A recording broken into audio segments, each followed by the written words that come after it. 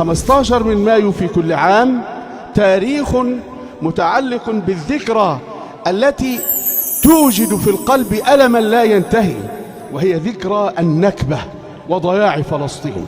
ذكرى مرور 76 عاما، ذكرى مرور 76 عاما على هذه النكبة وعلى هذه الفجيعة الكبرى التي ما لم تحل ستظل المشكلات قائمة، ليس في فلسطين وحدها ولا في بلادنا العربية وحدها، وإنما ستظل المشكلات قائمة في العالم. ونحن نرى الآن الحراك الطلابي على مستوى العالم من شرقه لغربه، من شماله إلى جنوبه، في كافة جامعات العالم حراك طلابي.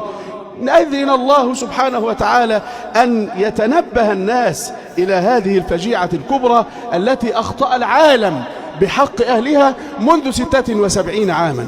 لكن أيها الإخوة الكرام، نأخذ نقاط سريعة في هذا الموضوع لنتذكر هذا الأمر ويكون حيا في نفوسنا دائما، لأنهم يريدون أن يموت هذا الأمر في نفوسنا ويسلم الناس بالأمر الواقع وتنتهي المسألة عند هذا الحد، على اعتبار أن مرور السنوات عشرات السنوات سيكون كفيلا بأن ينسى الناس فلسطين، وأن ينسى أهل فلسطين أنفسهم بلادهم، ويتعايش الناس على ما هو واقع، وانتهى الأمر عند هذا الحد.